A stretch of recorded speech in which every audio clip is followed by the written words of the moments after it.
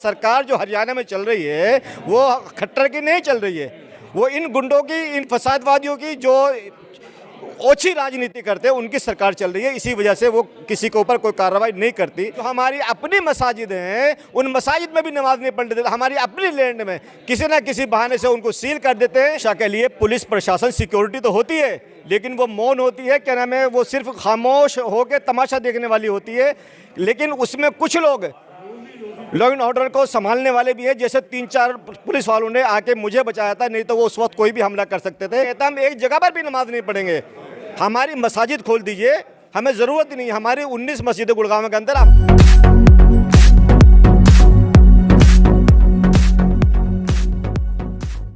गुड़गांव में शुक्रवार की नमाज को लेकर यानी जुमे की नमाज को लेकर विवाद लगातार बढ़ता जा रहा है। पिछले हफ्ते जो वीडियो वायरल हुआ था, मौलाना साहब मुसल्ले पर खड़े थे, नमाज़ पढ़ाने की कोशिश कर रहे थे, लेकिन जय श्री राम और अलग अलग तरह के नारे वहां पर लगाए गए और भीड़ वहां पर पहुंची।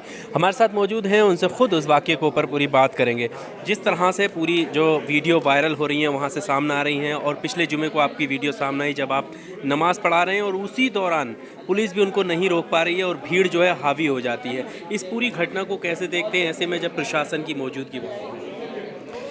देखिए, मैं आपके माध्यम से सिर्फ यही बताना चाहता हूँ कि वहाँ का जो एक संगठन है उसने सरकार की किरकिरी करने की ठान रखी है और सरकार बिल्कुल मौन है, उनके खिलाफ एक्शन नहीं ले सकती।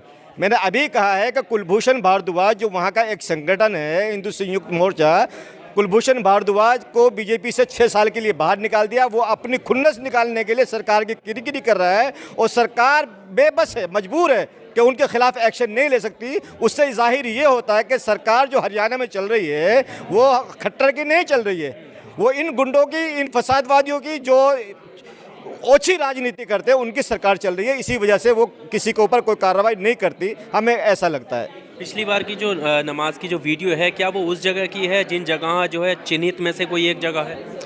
बिल्कुल, मैं हमेशा कहता आया हूँ सेक्टर 37 थाने के सामने जो नमाज होती थी, जो पहले 37 जगह थी उनमें भी चिन्हित थी, और अभी जो दोबारा से लिस्ट बनाई है जो सरकार ने कहा कि 20 जगहों पर नमाज होगी उसमें भी चिन्हित है।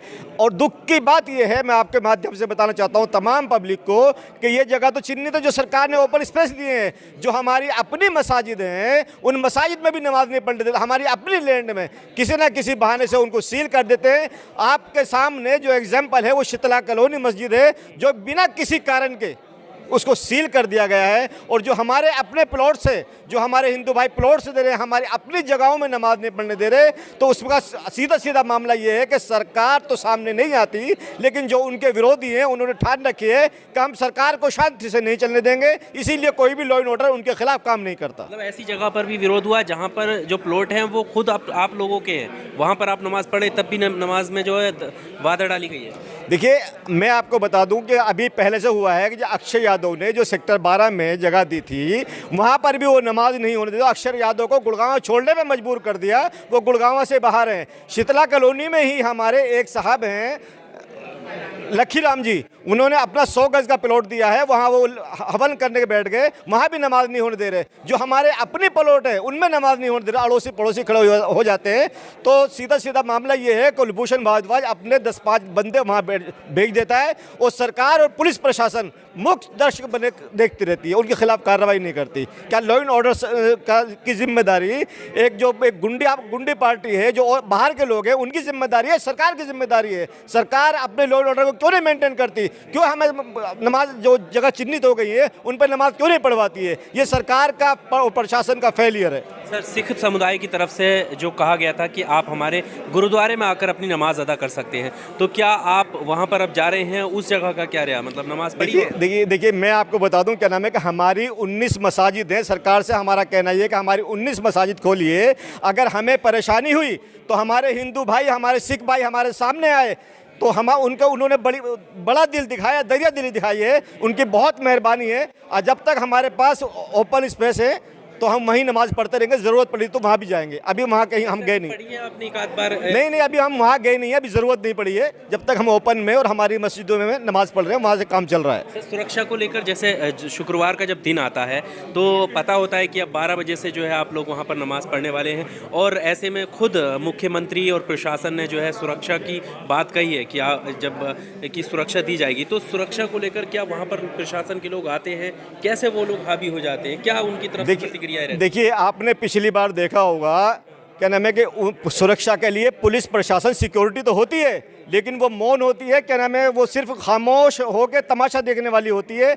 लेकिन उसमें कुछ लोग लॉ एंड ऑर्डर को संभालने वाले भी हैं। जैसे 3-4 पुलिस वालों ने आके मुझे बचाया था, नहीं तो वो उस वक्त कोई भी हमला कर सकते थे। ज़्यादातर मामला यही सामने आया है कि पुलिस जो है ना वहाँ पर मौन होती है और मुकदर्शक बन के तमाशा देखने की कोशिश करती है। नमाज बहाना है, निशाना कहीं और है। बिल्कुल सही कह रहे हैं। दरअसल क्या है, क्या नाम है कि जब भी ऐसा कुछ होता है, हमारे उत्तर प्रदेश में इलेक्शन आने वाला है, सिर्फ उसको निशाना बनाते, उसको देखते हुए हम मुसलमानों को निशाना बनाया जा रहा है। सर, ऐसी स्थिति में क्या नमाजी कम हुए हैं? क्योंकि डर तो हर किसी को रहता है इस तरह के फसाद में कोई ना पड़े, इस वजह से क्या नमाजी आना छोड़ रहे हैं? मुसलमानों में बहुत ज़्यादा खौफ है, बहुत ज़्यादा डर है। इसी वजह से क्या नाम है कि जहाँ 10,000, 5,000, 3,000 लोग नमाज़ पढ़ते थे, अब 400-500 लोग नमाज़ पढ़ते हैं, क्योंकि गुड़गांव के अंदर जो पॉपुलेशन है वो बाहर के लोगों की है, जो हिंदुस्तान के कोने कोने से आए हैं। वो बेचारे अपनी नौकरी पेशा करने के लिए, अपने बच्चों को पालने के लिए आए हैं। वो नहीं चाहते कि हम किसी भी तनाज़े में, किसी भी परेशानी में फंसे। और लोग वहाँ से जो है ना पलायन करने की तैयारी कर रहे हैं। कई लोगों ने अपने घरों के ऊपर बोर्ड लगा रखा है कि हम यहाँ से, अगर हमें अपने रिलीजियस पे, अपने ईमान पे चलने की आज़ादी नहीं होगी तो हम ऐसी जगह रह के क्या करेंगे। सर, पिछले बार जो है वहाँ पर जो पूजा अर्चना की गई, गोवर्धन पूजा की गई, उसमें कपिल मिश्रा भी गए थे, और उनका ये कहना था कि आखिर हम जो लोग हैं वो हम कितना दबें। पहले इन्होंने बहुत कम लोगों ने शुरुआत की थी, फिर और ज़्यादा पार्क घेरे गए, फिर जगह जगह और ज़्यादा लोग आने लगे, तो ऐसे तो ये कब्जा करने लगेंगे जिसको उन्होंने लैंड जिहाद का नाम दिया। तो क्या ये बात सही है? देखिए, बिल्कुल गलत है। पहले हम जो है ना 100 जगहों पर, 125 जगहों पर नमाज़ पढ़ते थे, बाद में हमें 37 जगहों पर कर दिया गया। और हम तो ये कहते हैं हम एक जगह पर भी नमाज़ नहीं पढ़ेंगे। हमारी मसाजिद खोल दीजिए, हमें ज़रूरत ही नहीं। हमारी 19 मस्जिद गुड़गांव के अंदर, आप हमारी मस्जिद खोल देंगे, और जो न्यू गुड़गांव है उसके अंदर जगह अलाट करवाइए। अगर आप जगह अलाट नहीं करवा सकते तो हम जगह खरीदेंगे, आप हमें परमिशन दीजिए। हम इस तरह का फसाद या माहौल ख़राब करना नहीं चाहते। आपने पीछे ही देखा कि हमारे ऊपर हमला करने की तैयारी, और ये कथित 10-15 लोग हैं जिसे सिर्फ सरकार के किरकिरी करना चाहते हैं, इससे ज़्यादा कुछ नहीं है। गुड़गांव में ऐसी कितनी मस्जिदें हैं अभी जो बंद हैं सरकार की तरफ से? ज़िला गुड़गांव के अंदर अगर आप क्या नाम वेबसाइट पर जाएंगे वक्फ बोर्ड की, तो 84 मस्जिदें हैं। लेकिन सवाल सिर्फ गुड़गांव शहर का है, जो 19 मस्जिदों की लिस्ट हमने सरकार को, प्रशासन को दे रखी है, लेकिन प्रशासन उस पर कार्रवाई नहीं करना चाहता और ना ही उनको खोलता है। ओपन स्पेस हमारे उसी वक्त बंद होंगे जब हमारी मस्जिद खुल जाएंगे, तो नहीं तो ये जिम्मेदारी सरकार की है कि हमारी नमाजों का व्यवस्था करे। नमाजों की व्यवस्था सरकार की। बिल्कुल बिल्कुल। और अगर मैं अपनी बात आप सब तक पहुंचाऊं तो मुझे बहुत अच्छा लगेगा, जिन्होंने हमारी तकरीबन पिछले 10 साल से 15 साल से जो हमारी रहनुमाई करी है, प्रोफेसर अपूर्वानंद जी अगर मंच पे आ जाए तो शायद उनको देख के मुझे और ज़्यादा हिम्मत और ज़्यादा शक्ति मिलेगी। और हमारी बहन शबनम हाशमी जी, क्योंकि शुरू से हमारे अंदर जो एक ताकत दी है हमें गुड़गांव में नमाज के लिए, अपने मुस्लिम भाइयों के लिए लड़ने के लिए, और हमारे प्रोफेसर अपूर्वानंद से मिली है। पिछले 10 साल से मैं उनके साथ में टच में हूँ, और हमारे दूसरे साथी तकरीबन 5-6 साल से आमिर आब्दी साहब हैं, फारूक मैनेजर साहब हैं, सरफराज भाई हैं, अल्ताफ़ भाई हैं, और हमारे अभी 2 महीने से मैं जानता हूँ आब्दी जी को कि माशाल्लाह गुड़गांव में हमारी रहनुमाई के लिए बहुत अच्छा चेहरा, बहुत अच्छी काबिलियत हमारे काम आएगी इंशाल्लाह आगे के लिए।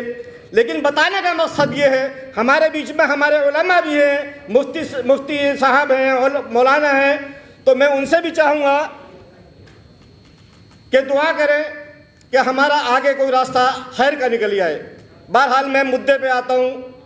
मुअद्दिस सामीन, मैं 77 से गुड़गांव में रहता हूँ और गुड़गांव को बहुत बारीकी से जानता हूँ कि हम लोगों ने कैसे अपनी जगह बनाई है और कैसे कैसे हमें दुश्वारियाँ आई हैं।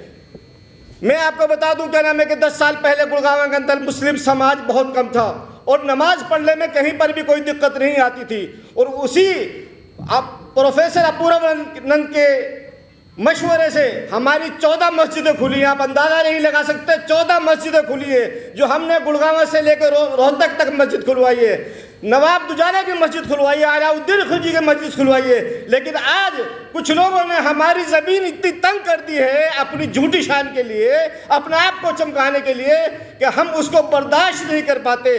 जितने भी यहाँ बुद्धिमान लोग बैठे हैं सभी को पता है गुड़गांव के अंदर क्या पोजीशन है, और हमें जैसे मछली बिन पानी के तड़पती है उस तरीके से तड़पाया जा रहा है। तो मैं अभी सब जितने बुद्धिमान और हमें सॉरी मैं अपने जज्बात में भूल गया, हमारी बहन जो हम सईद हमीद जी हैं उनका भी मैं स्वागत करता हूँ और माफ़ी चाहता हूँ, क्या नाम है कि मैं आपका नाम लेना भूल गया था।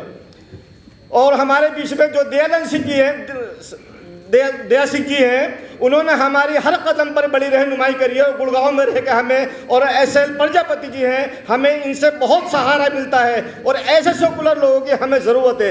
ये तो आप जानते ही हैं कि RSS ने हमारी ज़मीन पूरी तरह से तंग कर दी है।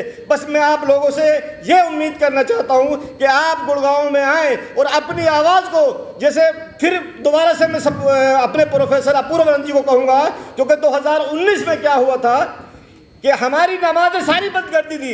CM साहब ने भी ये कह दिया था कि खुले में नमाज नहीं होगी, लेकिन उन्होंने उनको तंग किया और उनको मजबूर कर दिया झुकने के लिए कि आपको ये खुले में नमाज अगर नहीं पढ़वानी है, जो इनकी मसाजिद हैं वो खुलवाइए।